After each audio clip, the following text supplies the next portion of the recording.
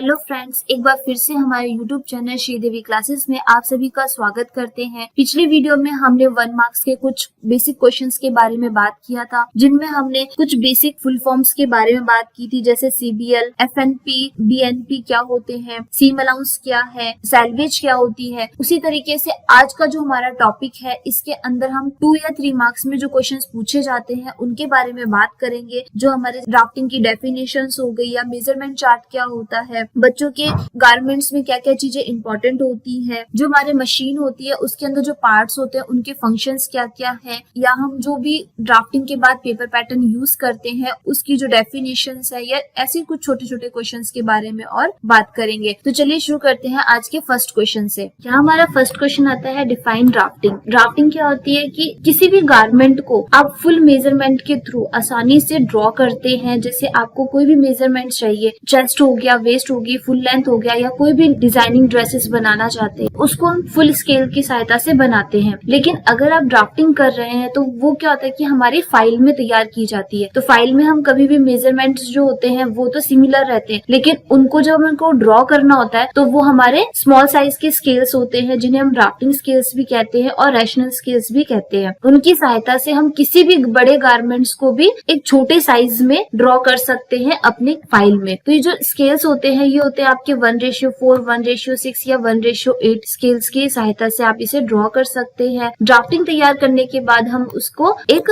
Full scale की सहायता से पेपर पैटर्न तैयार करते हैं, जिसके अकॉर्डिंग आपकी जो डिजाइनिंग ड्रेसेस होती है उनकी कटिंग की जाती है। जो आपके पेपर पैटर्न्स होते हैं उनमें हम जो भी हमारे मेजरमेंट्स है वो आपके इंची टेप से या फिर जो भी हमारा फुल साइज स्केल्स होता है उनकी सहायता से उसे कट किया जाता है। हमारा जो पैटर्न और ड्राफ्टिंग है वो एक तरीके से एक दूसरे के सिमिलर होते हैं, क्योंकि हमारा जो ड्राफ्टिंग है उसके अंदर भी हम पूरा मेजरमेंट लेकर के उसे ड्रॉ करते हैं, और जो हमारी पैटर्न मेकिंग होता है उसके अंदर भी हमको सेम मेजरमेंट्स और स्केल की सहायता से ड्रॉ किया जाता है। उसी तरीके से हमारा जो दूसरा क्वेश्चन आता है वो है what do you understand by measurement chart, कि जो हमारा मेजरमेंट चार्ट होता है उससे हम क्या समझते हैं। हमारा जो मेजरमेंट चार्ट होता है वो बेसिकली इसलिए यूज किया जाता है कि अगर कोई पर्सन हमारे पास नहीं है तो भी हम उसका पूरा मेजरमेंट आसानी से प्राप्त कर सकते हैं, अगर हमें उसका एज ग्रुप पता है और चेस्ट मेजरमेंट मालूम है। तो जो हमारे स्टैंडर्ड मेजरमेंट चार्ट होता है वो हमेशा आपके स्टैंडर्ड के अकॉर्डिंग बनता है, या तो आपके जो बेसिक फिगर होता है उसके अकॉर्डिंग तैयार किए जाते हैं जो नॉर्मल फिगर होते हैं, और जो एबनॉर्मल फिगर्स होते हैं वो आपके स्टैंडर्ड मेजरमेंट चार्ट में नहीं पुट किए जाते। तो जो आपके साइज चार्ट होता है वो एक तरीके से हर एक इंडस्ट्रीज के अलग अलग रखे जाते हैं। ये ब्रांड के अकॉर्डिंग होते हैं, कि जैसा आप लोगों ने देखा हो कि मॉल्स में अलग अलग ब्रांड के अलग अलग मेजरमेंट चार्ट होते हैं। किसी भी ब्रांड का साइज अगर 32 चेस्ट है तो नेक्स्ट ब्रांड का साइज 34 स्मॉल साइज से स्टार्ट हो जाता है। और जो इसके पब्लिकली साइज होते हैं, मतलब इसके अंदर जो बेसिकली मेजरमेंट्स होते हैं वो आपके 4 होते हैं। एक तो होता है हमारा bust measurement, waist measurement, hip और हाइट का। तो ये बेसिक मेजरमेंट्स हैं जो हमारे हर एक मेजरमेंट चार्ट में ड्रॉ किए जाते हैं। अगर हमारे पास किसी भी गारमेंट के बेसिक मेजरमेंट्स मालूम है तो हम जो दूसरे मेजरमेंट्स होते हैं, जैसे हमारे शोल्डर्स हो गए, नेक लाइन्स हो गई, इन सब के मेजरमेंट हम आसानी से प्राप्त कर सकते हैं। इसके अंदर आपके इंसिन मेजरमेंट्स होते हैं, बॉटम के मेजरमेंट्स होते हैं, वो आप इजिली पता कर सकते हैं। और जो हमारे मेजरमेंट चार्ट होता है ये आपके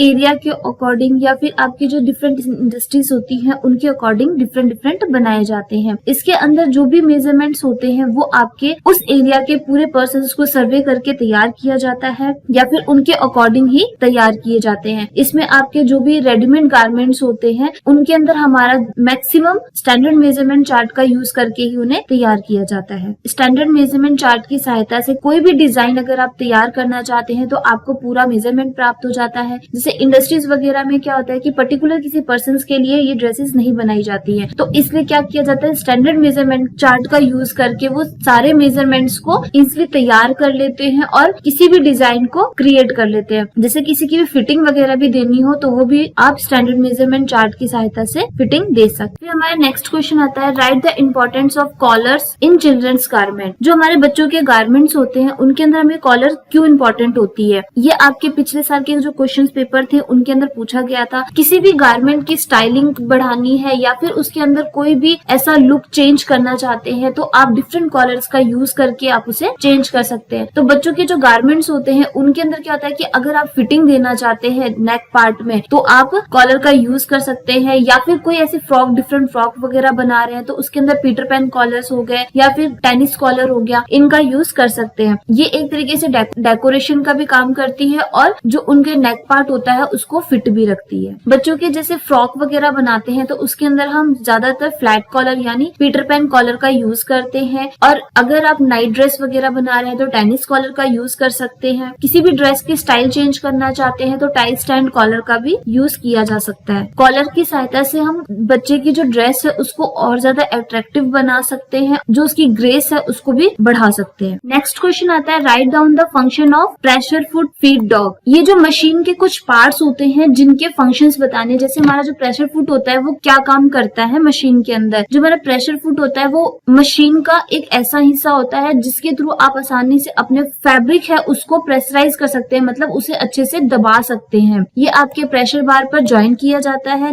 ये जो भी हमारा फैब्रिक होता है मतलब उसकी जो पोजीशंस वगैरह होती है उनको मूव होने से रोकता है कि अगर आपको फैब्रिक को प्रेशराइज करना है कि जो हमारा फैब्रिक है वो हिले ना, तो हम प्रेशर फुट का यूज करते हैं। फिर आता है हमारा फीड डॉग। फीड डॉग क्या करता है कि जो भी हमारी निडल प्लेट होती है उसके नीचे साइड में लगा होता है, ये 2 नट की सहायता से अटैच किया जाता है, और जो हमारा फैब्रिक होता है ये उसे स्टिच करने के लिए हेल्प करता है कि मतलब अगर आपको फैब्रिक की स्टिचिंग करनी है तो हम जब भी मशीन को मूव करते हैं तो वो फैब्रिक को आगे बढ़ाता जाता है। ये स्टिचिंग में सबसे ज्यादा यूजफुल होता है क्योंकि इससे क्या होता है कि हमारा कपड़ा आगे की तरफ बढ़ता जाता है और स्टिचिंग कंटिन्यू होती रहती है। फिर है निडल क्लैंप। निडल क्लैंप क्या करती है कि जो ये हमारे निडल बार पर लगी होती है जहाँ पर हमारे निडल को अटैच किया जाता है, और जब हमें निडल को अटैच करना है यानी निडल लगानी है उसे अटैच करने के लिए एक नट की जरूरत होती है, तो वो जो नट होता है उसे हम निडल क्लैंप कहते हैं, जिसे नॉर्मल लैंग्वेज में हम चुटकी भी कहते हैं। फिर आता है निडल। निडल सबसे ज्यादा इंपॉर्टेंट होता है कि अगर हम कोई भी स्टिचिंग कर रहे हैं या फिर कोई भी गारमेंट को अटैच करना चाहते हैं तो सबसे ज्यादा जरूरत पड़ती है हमें निडल की। ये हमारी जो निडल होती है वो निडल बार पर अटैच की जाती है और इसी की सहायता से हम स्टिचिंग को कंटिन्यू कर सकते हैं। निडल हमारी मशीन का सबसे इम्पोर्टेंट पार्ट होता है क्योंकि बिना निडल के आप कोई भी स्टिचिंग नहीं कर सकते। क्वेश्चन आता है define paper pattern. Paper pattern क्या होता है कि किसी भी गारमेंट की अगर आप स्टिचिंग करना चाहते हैं या फिर कोई नया डिजाइन क्रिएट करना चाहते हैं तो हम क्या करते हैं कि एक पेपर पैटर्न काट लेते हैं। जो हमारा गारमेंट होता है उसी का एक ओरिजिनल साइज में एक पेपर पर कटिंग की जाती है, या फिर जो भी उसके स्टाइल्स होते हैं डिजाइन होते हैं उसको एक कॉपी कर लिया जाता है। और जो ये कटिंग होती है या तो ये पेपर पे की जाती है या कार्डबोर्ड पर कर ली जाती है, और जो कटिंग करते हैं वो हमारा जो पैटर्न होता है वो हमारा हमेशा बेसिकली होता है कि मतलब उसी के थ्रू आप आसानी से कोई भी डिजाइन बना सकते हैं या फिर कोई भी नया स्टाइल चेंज करना चाहते हैं तो आप एक ही पेपर पैटर्न की सहायता से डिफरेंट स्टाइल्स तैयार कर सकते हैं। क्योंकि हमारे जो पेपर पैटर्न होता है उसके अंदर हमारे सारे मेजरमेंट्स इंक्लूड होते हैं और जितने भी हमारे फॉर्मूले यूज किए जाते हैं बॉडी के वो सारे उसमें मेंशन होते हैं। जब भी हमारा पेपर पैटर्न तैयार हो जाता है तो हम उसी की सहायता से जो भी हम डिजाइन करना चाहते हैं या जो भी हम ड्रेस बनाना चाहते हैं उसको कपड़े पर रख करके कटिंग कर सकते हैं। सबसे ज्यादा हमारा ये हो जाता है कि हम अगर कोई भी नया डिजाइन बनाना चाहते हैं तो वो भी बहुत जल्दी इजीली बन जाता है और उसमें टाइम भी वेस्ट नहीं होता, और जो हमारा फैब्रिक है वो भी ज्यादा वेस्ट नहीं होता क्योंकि हमारे पास में पहले से पैटर्न कट होता है तो हम उसको फैब्रिक पे रख के आसानी से ड्रॉ करके कटिंग कर सकते हैं। और हमारे जितने भी पार्ट्स होते हैं पैटर्न के वो हम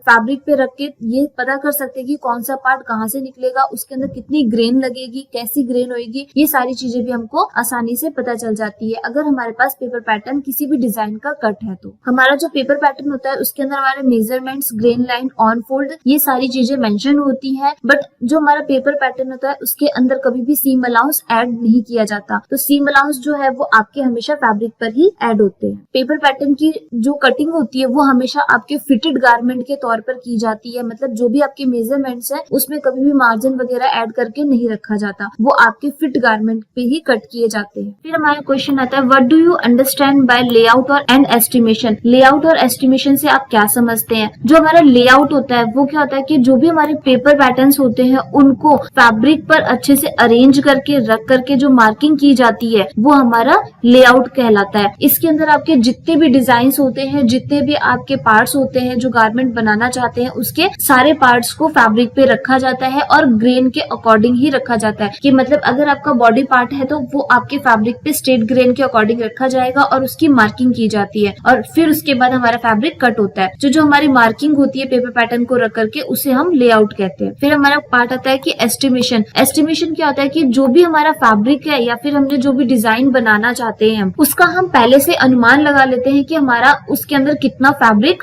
ऐड होगा। कि जैसे अगर हमें कोई गाउन तैयार करना है तो हम उसको पहले से एस्टिमेट कर सकते हैं कि हमारे गाउन के अंदर कितना फैब्रिक लगेगा। इससे क्या हो जाता है कि आपके फैब्रिक होती है उसकी ज्यादा वेस्टेज नहीं होती है और आपका टाइम भी वेस्ट नहीं होता। एस्टिमेशन में कुछ ऐसे फॉर्मूले यूज किए जाते हैं जिससे आपको सारे डिजाइन या फिर जो भी आपके गारमेंट्स के पार्ट है वो इजीली कट जाते हैं और आपका फैब्रिक बच जाता है। बेसिकली जो फॉर्मूला होता है कि जो भी आप ड्रेस तैयार करना चाहते हैं उसके अंदर हमारे फैब्रिक की विड्थ के अकॉर्डिंग आप उसका मेजर कर सकते हैं। जैसे अगर आपके पास में कोई फैब्रिक है वो आपका 90 सेंटीमीटर का है तो हमेशा आपके जो गारमेंट है वो 2 लेंथ में कट होता है। लेकिन अगर आपके फैब्रिक की जो विड्थ है वो 45 इंचेस या फिर उससे ज्यादा है तो आपका जो ड्रेस है वो हमेशा आपके 1 लेंथ में ही कट किया जाता है। तो इसके फॉर्मूले अगर आप कोई भी कुर्ता वगैरह तैयार कर रहे हैं तो उसके लिए हम बेसिकली यही फॉर्मूला लगाते हैं 2 इंटू फुल लेंथ प्लस सीम प्लस फोल्डिंग और प्लस स्लीव। इससे आपका पूरा भी जो भी आपके कुर्ते के अंदर मेजरमेंट होगा या फिर जो भी आपके कुर्ते के अंदर फैब्रिक ऐड होगा वो सारा आपको इजीली पता चल जाएगा। उसी तरीके से आज का जो हमारा टॉपिक था जिसके अंदर हमने 2 या 3 मार्क्स में क्वेश्चंस जो पूछे जाते हैं उनके बारे में बात किया। इसके अंदर आपके जो मशीन के फीचर्स है या फिर जो भी मशीन के अंदर पार्ट्स वगैरह होते हैं उनके डिफरेंट फंक्शंस भी पूछे जा सकते हैं। जैसे स्टिच रेगुलेटिंग स्क्रू क्या होता है, क्लैंपिंग स्क्रू क्या होते हैं, या फिर मशीन का जो बॉडी पार्ट है उसके अंदर कौन कौन से पार्ट अटैच किए जाते हैं। इन सब चीजों के बारे में भी क्वेश्चंस आ सकते हैं। और हमारे जैसे बेसिक बॉडी ब्लॉक है या फिर बेसिक स्लीव ब्लॉक्स है इनकी ड्राफ्टिंग आती है और भी कुछ ऐसे क्वेश्चंस है जिनके बारे में हम नेक्स्ट वीडियो में बात करेंगे। अगर आपको हमारी ये वीडियो पसंद आए तो हमारे चैनल को सब्सक्राइब कर लीजिए और बेल आइकन को दबा दीजिए जिससे आने वाली हर एक वीडियो की नोटिफिकेशन आप तक इजीली पहुंच सके। और जितना हो सके इन वीडियोस को शेयर करिए ताकि फैशन से रिलेटेड या कॉस्ट्यूम डिजाइनिंग से रिलेटेड जो भी पर्सन एग्जाम्स दे रहे हैं उनके लिए ये यूजफुल रह सके। और इसी तरीके से नेक्स्ट वीडियो में भी हम कुछ ऐसे ही बेसिक क्वेश्चंस के बारे में बात करेंगे जो आपके एग्जाम्स के लिए यूजफुल है। तो मिलते हैं नेक्स्ट वीडियो में कुछ और नए क्वेश्चंस के साथ। तब तक के लिए thank you very much and have a nice day.